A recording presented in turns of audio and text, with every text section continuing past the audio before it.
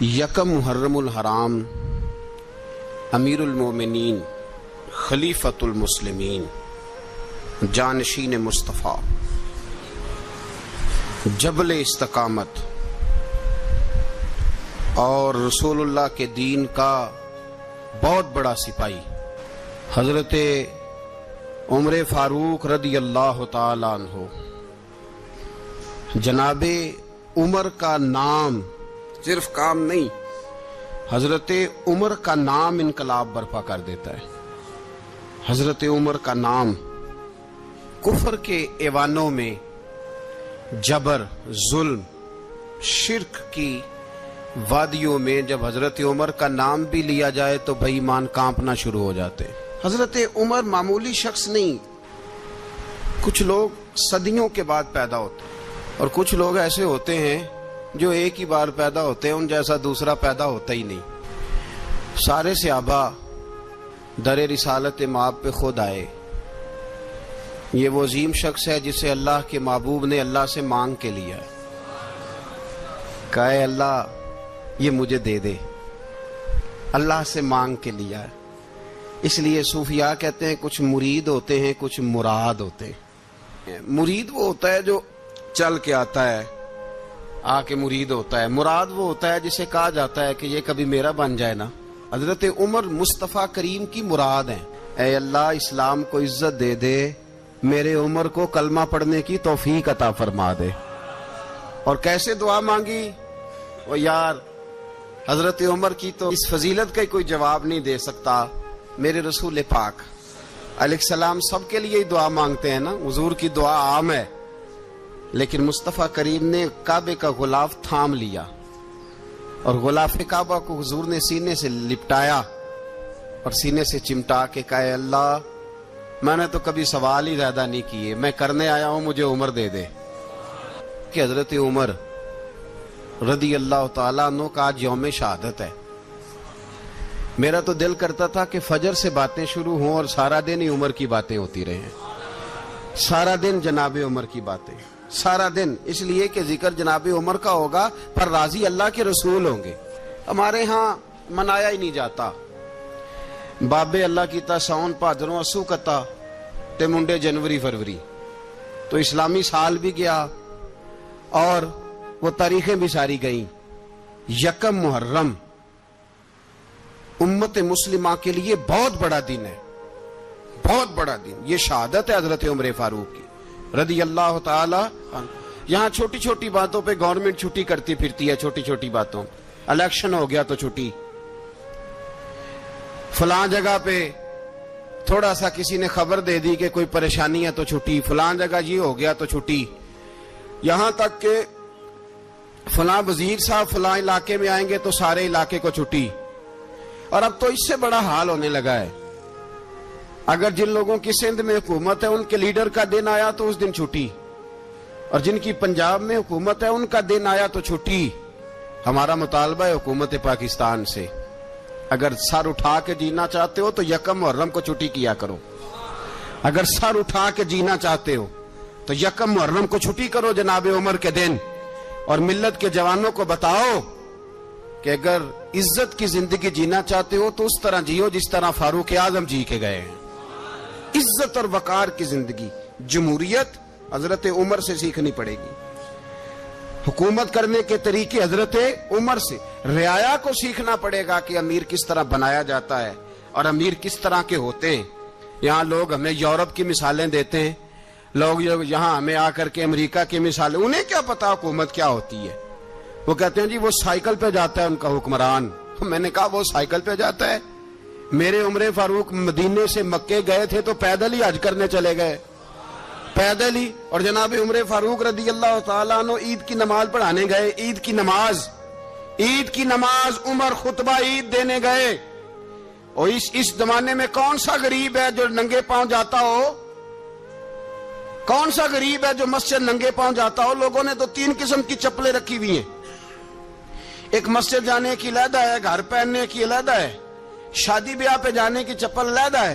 حضرت عمر فاروق رضی اللہ تعالیٰ عنہ نکلے عید کا خطبہ دینے کے لیے تو بیوی سے کہنے لگے جوتا اس نے کہا صاحب اتنی دفعہ ٹوٹا ہے اب گانٹھا نہیں جا سکتا، اتنی دفعہ ٹوٹا ہے کہ اب دوبارہ پیمند نہیں لگ سکتے.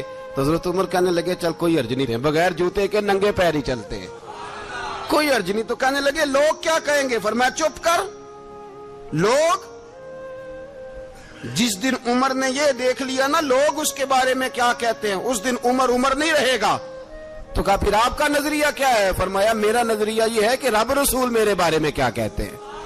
لوگوں کا کیا ہے؟ لوگ کل کسی کے بارے میں کچھ کہتے ہیں اور پرسوں کچھ کہتے ہیں. میرا نظریہ یہ ہے کہ رب رسول میرے بارے میں ننگے پیر عمر جا رہے ہیں. کون جی؟ میں بڑا ماڑا. اچھا جناب کیا کیا غربت ہے؟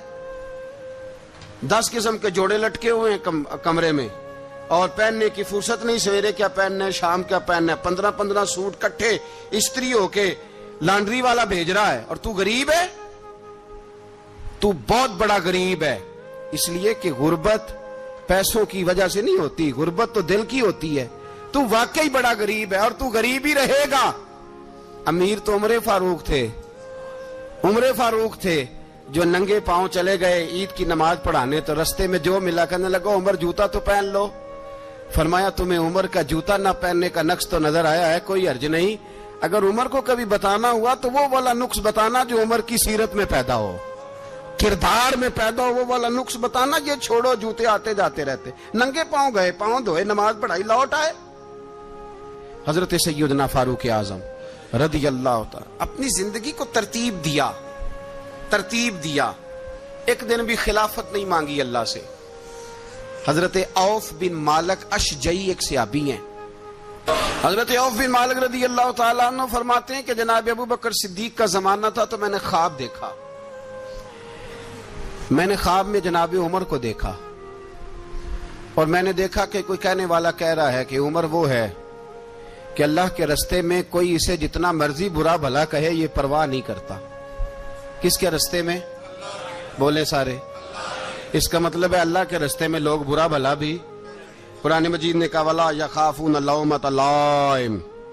کچھ لوگ ایسے ہیں جو برا بھلا کہنے والوں کی پرواہ نہیں کرتے. آپ یقین کریں اگر پرواہ شروع ہو جائے نا تو دین کا کام ختم ہو جائے. نہ کوئی تقریر کرے، نہ کوئی تدریس کرے، نہ کوئی پیری مریدی کرے، ختم ہو جائے اگر باتوں کی پرواہ ہو. لیکن وہ پرواہ. حضرت عوف بن مالک اشجعی کہتے ہیں میں نے خواب میں دیکھا کہ عمر وہ ہے جو کسی کی پرواہ. اور دوسری بات میں نے یہ دیکھی کہ عمر خلیفہ بنے گا. اور تیسری بات میں نے خواب میں یہ دیکھی کہ عمر شہید بھی کیا جائے گا، عمر شہید بھی ہوگا. یہ میں نے 3 باتیں خواب میں دیکھی. فرماتے ہیں میں نے آ کے خواب حضرت ابو بکر صدیق کو سنائی. وہ خلیفہ تھے. وہ کہنے لگے ٹھہر جا، میں عمر کو بلاتا ہوں، اس کے سامنے دوبارہ سنانا. اس کے سامنے.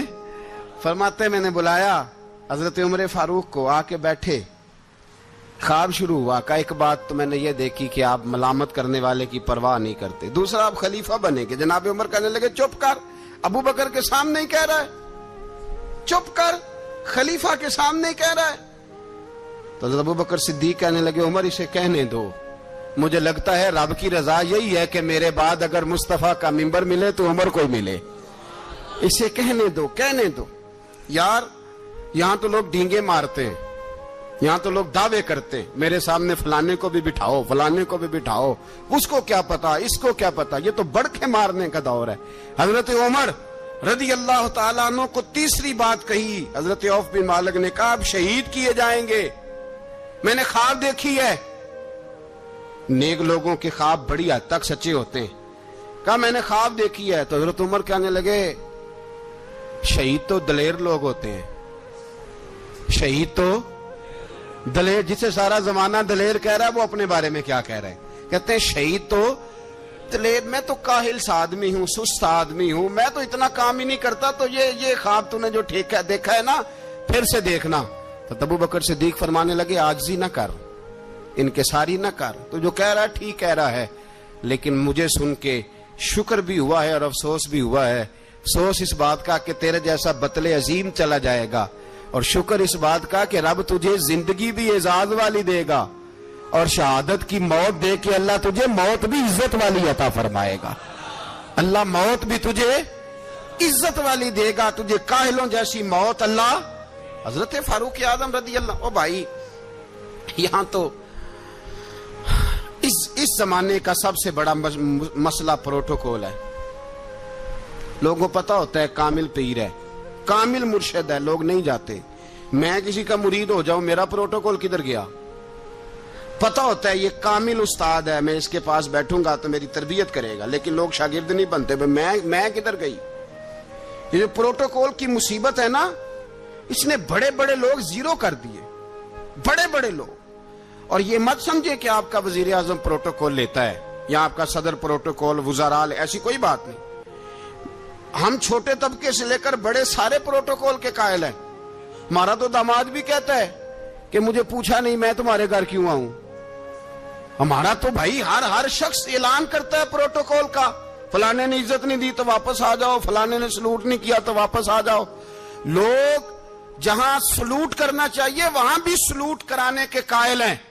पर हजरत उमर रदी अल्लाह ताला, हजरत उमर की सादगी और फिर जनाबे उमर की आजिज़ी, जब इंसान अपने ऊपर सवार कर लेता है ना, सवार कर लेता है, मैं बदकार पुराना खादम, किसे दर मिली नी टोई, इते वासफ यार ने नजर जो की थी ते वासफ वासफ ही हो। मैं अक्सर सोचता हूं, हुजूर ने जहां भी कहा ना, फरमाया मेरे बाद नबी होते तो खताब के बेटे उमर होते।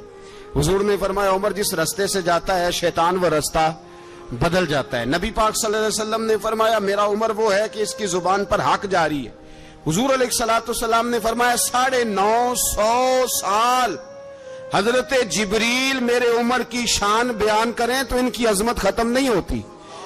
950 साल जिब्रील अजमत बयान करे तो खत्म नहीं होती। ये बात है हजरत उमर की।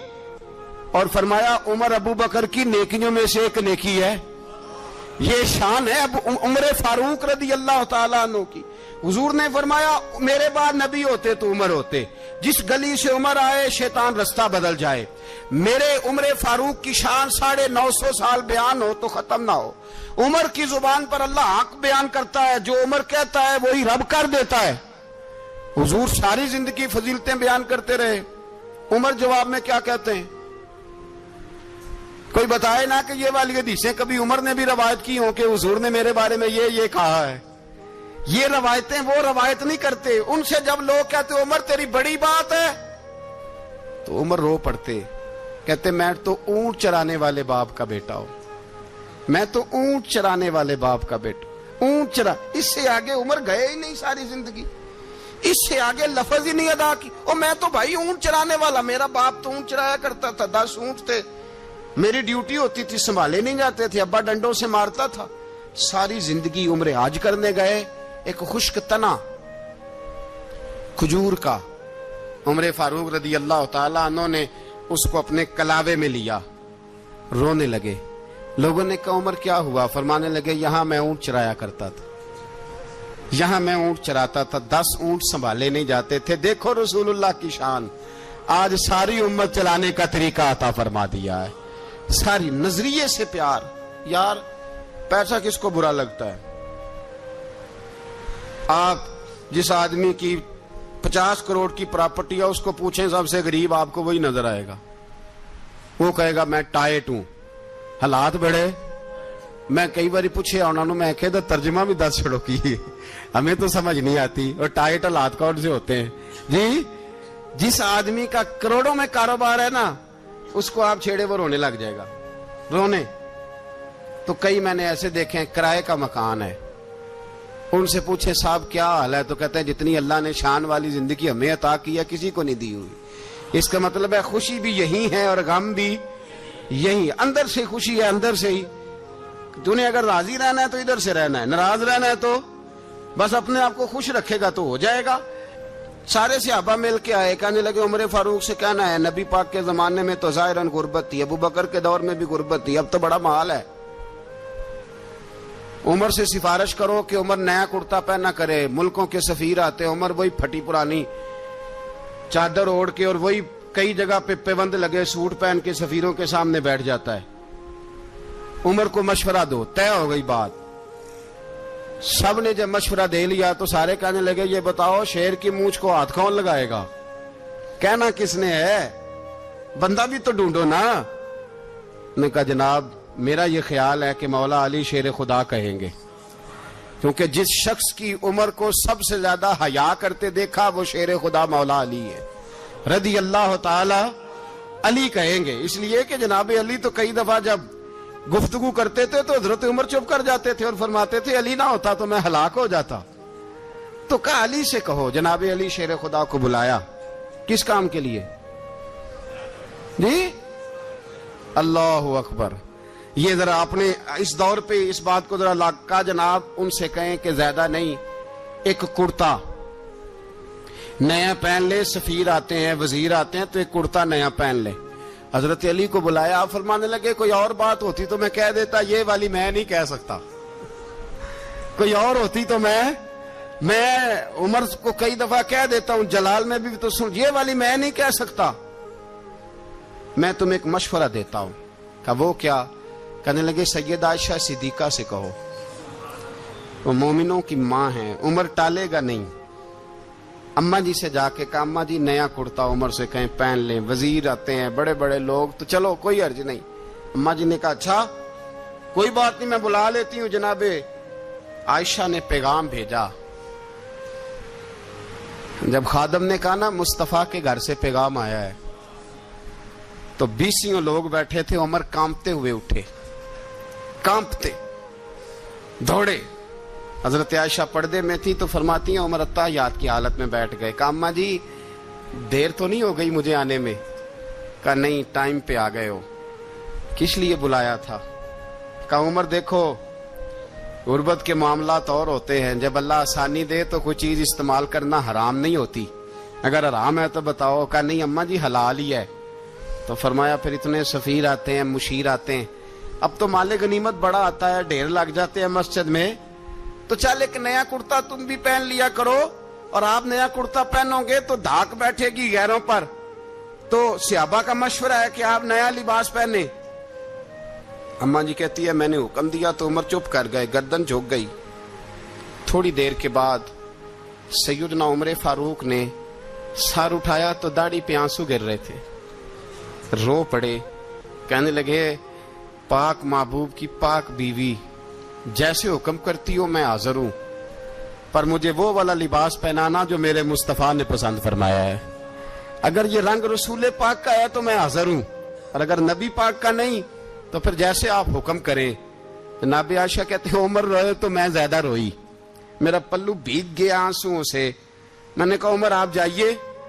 عمر یوں نکلے تو جو صحابہ کھڑے تھے وہ کونے میں تھے، سارے آ گئے۔ کہا اماں جی کیا بناؤ؟ فرمایا بھائی تم سب جو باتیں کہتے ہو وہ اپنی جگہ ٹھیک ہیں، پر عمر جو بات کرتا ہے وہ سب سے زیادہ ٹھیک ہے۔ عمر جس پہلو پر بات کرتا ہے وہ یار ایسی عاجزی، ایسا رنگ، ایسا انداز، ایسا طرز حیات، ایسی زندگی۔